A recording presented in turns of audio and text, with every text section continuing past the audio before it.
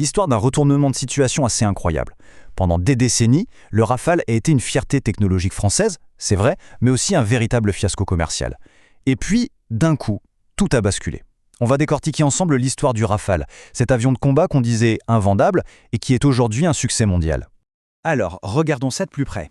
D'un côté, on a la réputation qui lui a collé à la peau pendant des années. L'avion que personne ne veut acheter. Trop cher, trop complexe, bref, une quasi-honte nationale. Et de l'autre, son statut actuel, un best-seller qui s'exporte partout. La question est donc simple. Comment est-ce possible? Qu'est-ce qui a bien pu se passer pour transformer ce canard boiteux en un champion? Pour tout comprendre, il faut faire un petit retour en arrière en pleine guerre froide. À l'époque, les pays européens veulent développer leur propre avion de combat pour ne pas dépendre des Américains ou des Soviétiques. Sauf que, ils n'arrivent pas à se mettre d'accord. Le projet commun tombe à l'eau et la France, fidèle à sa réputation, décide d'y aller toute seule. Et le moins qu'on puisse dire, c'est que le chemin a été long, très long. Imaginez, le premier vol du prototype, c'est en 1986.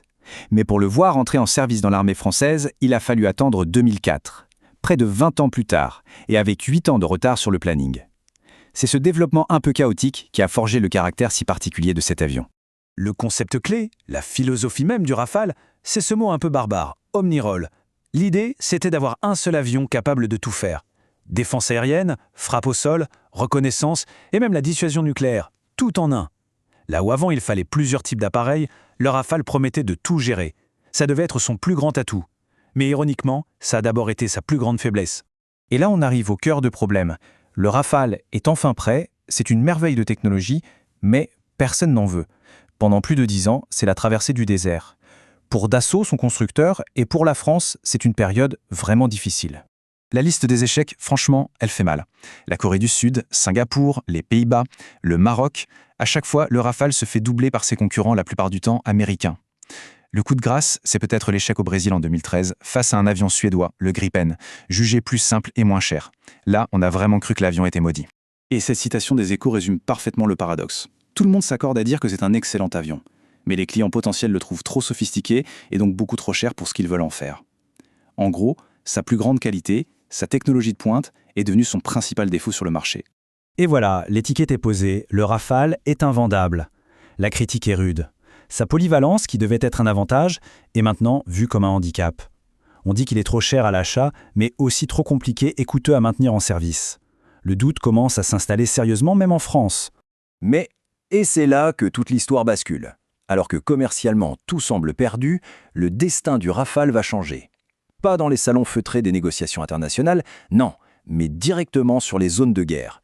Le facteur qui va absolument tout changer est simple, mais il est décisif. Le Rafale va enfin faire ses preuves au combat. Il n'est plus seulement une fiche technique impressionnante sur le papier. Il devient un outil de guerre testé et approuvé dans les conditions les plus rudes. C'est donc sur le terrain que tout change. L'armée française l'engage en Afghanistan, puis en Libye, en Irak, en Syrie, et là, il démontre enfin toute sa fiabilité et son efficacité. Sa fameuse polyvalence, si critiquée, devient un atout incroyable sur le terrain. L'avion réalise même des exploits, comme le plus long raid de l'histoire de l'aviation de chasse française, 9h35 de vol. C'est là qu'il obtient le fameux label « Combat Proven », c'est-à-dire « éprouvé au combat ». Et ce label, croyez-moi, il vaut tout l'or du monde. Une fois cette réputation de guerrier établie, la machine commerciale, qui était en panne sèche depuis si longtemps, va enfin redémarrer. Et pas qu'un peu. Le moment clé, c'est 2015. L'Égypte signe une commande pour 24 appareils. Après une attente interminable, c'est le tout premier contrat à l'exportation. Ce contrat, c'est le premier domino qui tombe. Il brise la malédiction et va ouvrir les vannes.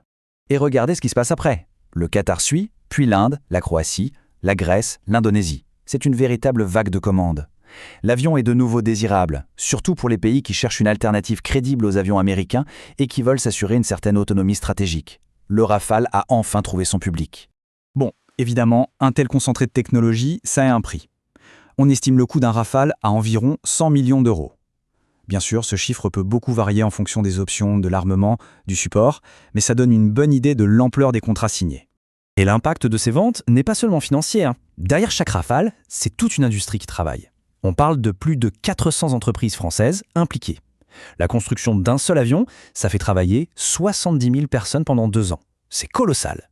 Ces succès à l'export, c'est donc une véritable bouffée d'oxygène pour l'économie française. Ok, donc le Rafale est un succès, c'est acté. Mais dans l'aéronautique militaire, la compétition est féroce et ne s'arrête jamais.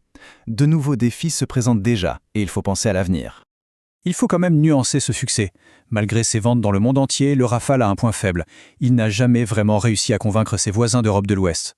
En Suisse, en Belgique, en Finlande, à chaque fois c'est son grand rival américain, le F-35, qui a remporté la mise. La bataille pour le ciel européen reste donc compliquée. Alors, quelle est la stratégie pour la suite? En fait, elle se joue sur deux tableaux.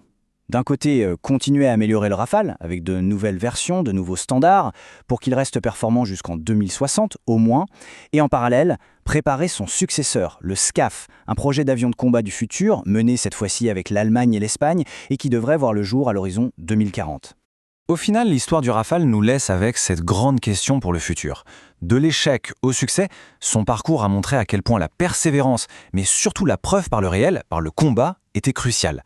Alors que la guerre aérienne de demain sera de plus en plus une affaire de données, de réseaux et d'électronique, est-ce que les Européens sauront retenir cette leçon apprise à la dure? C'est tout l'enjeu des années à venir.